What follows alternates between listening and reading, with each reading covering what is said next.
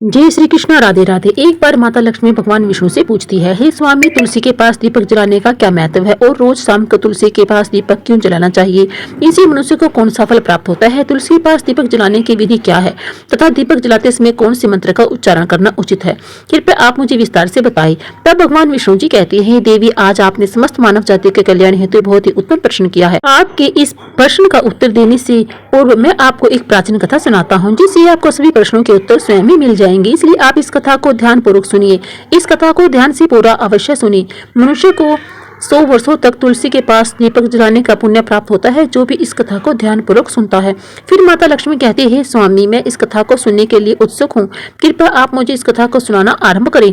तब भगवान विष्णु माता लक्ष्मी को यह कथा सुनाने लगते हैं। हे देवी, पूर्व काल की बात है। दक्षिण दिशा में तुंगभद्रा नाम की एक बहुत बड़ी नदी थी। इस नदी के किनारे पर हरिहरपुर नामक का एक अत्यंत ही सुंदर नगर बसा हुआ था। उसी नगर में काशी नाम के एक ब्राह्मण निवास करते थे। वे अत्यंत ही गुणवान, चरित्रवान, धर्म कार्य करने वाले तथा वेदों के मार्ग पर चलने वाले थे। उन्होंने समस्त शास्त्रों का ज्ञान प्राप्त किया हुआ था। उस ब्राह्मण की एक पत्नी थी, जिसे लोग दुराचार कहकर पुकारते थे, क्योंकि उसके कर्म ही उसके नाम के अनुसार थे। वह सदैव ही अपने पति को अपमानित किया करती थी। वह अपने पति के लिए बुरे वचनों का प्रयोग करती थी, पति को भयंकर दुख देती थी, पति के लिए कभी भोजन नहीं बनाती थी। उसने अपने पति के साथ कभी शयन भी नहीं किया था। उसने अपने पति के साथ बहुत ही बुरा व्यवहार करती थी। पति के मित्र, परिवार के लोग घर पर आते तो वह स्त्री उनका अपमान किया करती थी और उन्हें भगा देती थी, और स्वयं काम भाव से उन्नत होकर निरंतर अन्य व्यभिचारिणी स्त्रियों के साथ घूमा करती थी। उसका मन पति को छोड़कर पराये पुरुषों में लगा ही रहता था। उसने कभी अपने पति से प्रेम से बात भी नहीं की थी, किंतु पराये पुरुषों के संग बैठकर बातें करती थी। पराये पुरुषों को मोहित करने के लिए सजा धजा करती थी, गांव में घूमा करती थी। कभी वह वन में किसी वृक्ष नीचे खड़ी रहकर सुंदर पुरुषों की राह देखने लगती और किसी दुष्ट पुरुष को मोहित करके उसके संग भोग विलास में किया करती थी। फिर एक दिन वह दुराचारिणी स्त्री वन में जाकर एक वृक्ष के नीचे खड़ी हो गई। उसका चित्त काम से भरा हुआ था। वह किसी सुंदर कामी पुरुष की राह देख रही थी, किंतु बहुत समय निकलने के बाद भी उस स्थान पर कोई पुरुष नहीं आया। इसलिए वह अत्यंत दुखी हो गई और प्रियतम की खोज में इधर उधर भटकने लगी, देखने लगी। उस दिन उसका सारा परिश्रम व्यर्थ हो गया। वहां पर खड़ी होकर वह नाना प्रकार की बातें करके विलाप करने लगी। हाय हाय, आज तो इस मार्ग से कोई भी सुंदर पुरुष नहीं निकला। अब मैं कैसे अपना काम वासना को शांत करूं? आज की रात कैसे बीतेगी? वह जोर जोर से विलाप करने लगी। उस जंगल में एक भयानक बाघ निवास करता था। उस पापिनी स्त्री की आवाज सुनकर वह जाग गया और उछल कर उस स्त्री को भक्षण करने के लिए उसके पास आ गया। उस भयंकर बाघ को देखकर उस स्त्री के पसीने छूटने लगे। वह भय से थर थर कांपने लगी।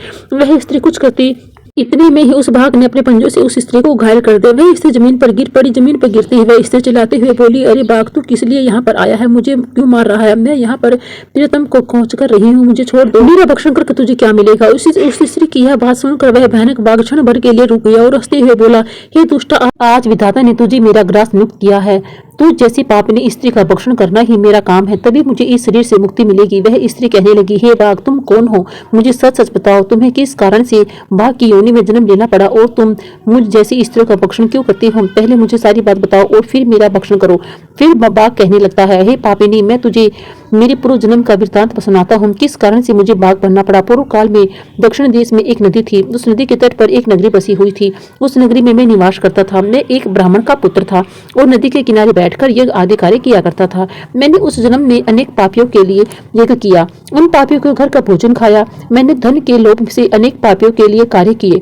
जिन वस्तुओं का दान ब्राह्मण को नहीं लेना चाहिए, उन वस्तुओं का दान भी मैंने ग्रहण किया और दूसरों से धन लेता था, लेकिन कभी वापस नहीं करता था। इस प्रकार से पाप करते हुए मुझे बहुत सारे साल बीत गए और मैं बूढ़ा हो गया। मेरे बाल भी सफेद हो गए, आंखें सूज गई, मुंह के सारे दांत गिर गए, लेकिन फिर भी मेरे दान लेने की आदत नहीं छूटी और मैं पाप करता ही गया। फिर एक दिन मैं धन के लोभ से नदी किनारे गया और अन्य धूर्त ब्राह्मणों के साथ मिलकर हमने लोगों को ठगा।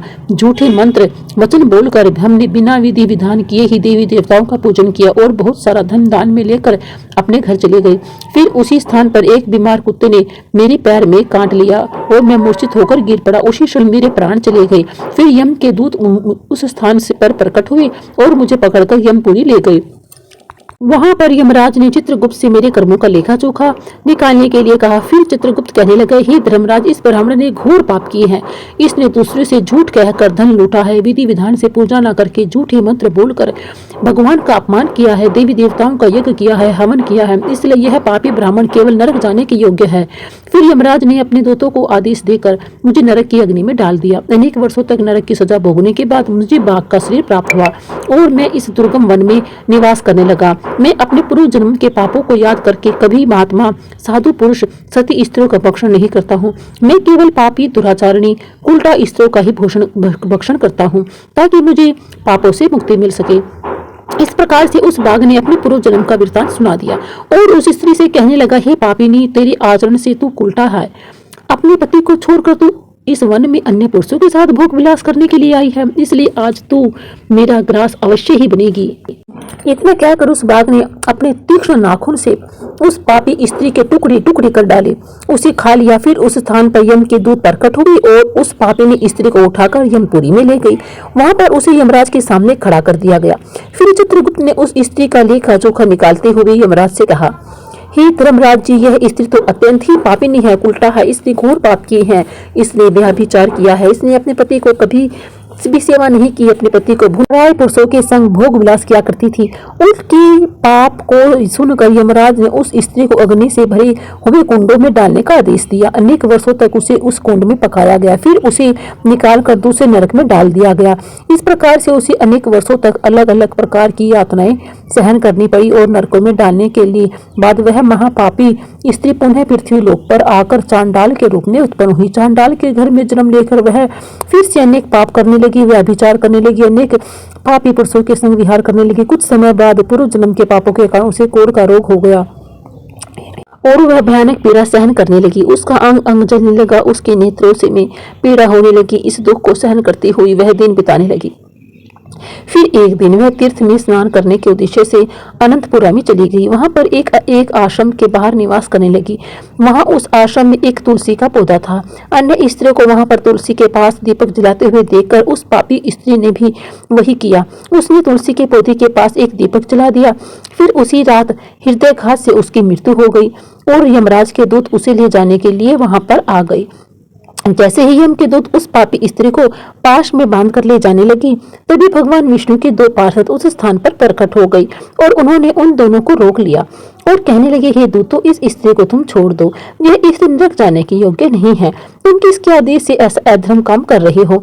फिर यम के दूत कहने लगे, हे पार्षदों, हम यमराज के आदेश से इस पापी स्त्री को उठाकर ले जा रहे हैं, किंतु आप हमें किस कारण से रोक रहे हो? यह स्त्री अत्यंत ही पापिन है, इसे नरक में ले जाने दो।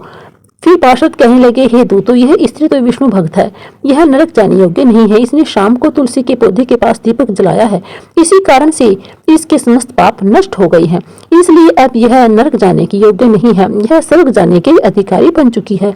पार्षदों की बात को सुनकर यमदूतों ने उस स्त्री को उस स्थान पर छोड़ दिया और यमलोक लौट गई। वहां जाकर उन्होंने यमराज को सारा वृत्तांत कह सुनाया। फिर भगवान विष्णु के पार्षद उस स्त्री को दिव्य विमान में बिठाकर सर्वलोक ले गई।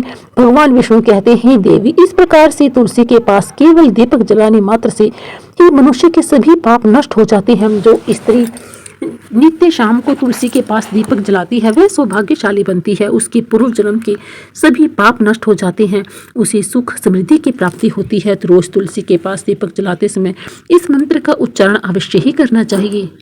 ओम नमो भगवती वासुदेवाय नमः, या फिर ऐसे बोलना चाहिए, विष्णु प्रिय तुलसी, मैं आपको नमन करती हूँ, आप मुझे उच्च बुद्धि दो, हे वृंदा, आप मेरे मन को रोशन करो। भगवान विष्णु कहते हैं, देवों, हजारों अमृत के घड़ों से नहलाने पर भी श्री हरि विष्णु को उतनी तृप्ति नहीं होती जितनी भी मनुष्यों के द्वारा तुलसी का एक पत्ता चढ़ाने से प्राप्त हो जाते हैं। 10,000 गो दान से मानव जो फल प्राप्त करता है, वही फल तुलसी पत्र के दान से पा लेता है। जो मृत्यु के समय अपने मुख में तुलसी पत्र का जल पा जाता है, वह संपूर्ण पापों से मुक्त होकर भगवान श्री हरि विष्णु के धाम जाता है। हिंदू धर्म में तुलसी के पौधे का बहुत महत्व है। इसकी सबसे पहली पूजा भगवान विष्णु ने की थी। भगवान विष्णु कहते हैं, जिस प्रकार से देवी लक्ष्मी से वैकुंठ को ऐश्वर्य प्राप्त होता है, उसी प्रकार से वैकुंठ में तुलसी के कारण ही पवित्रता प्राप्त है। पृथ्वीलोक पर जिस स्थान पर भी तुलसी का पौधा होगा, उस स्थान पर कभी बुराई का वास नहीं होगा। ऐसा स्थान सबसे अधिक पवित्र होगा। इसी कारण से हमें हमारे घर में तुलसी का पौधा अवश्य ही लगाना चाहिए। इस प्रकार से भगवान विष्णु ने तुलसी के पास दिया जलाने का महत्व बताया।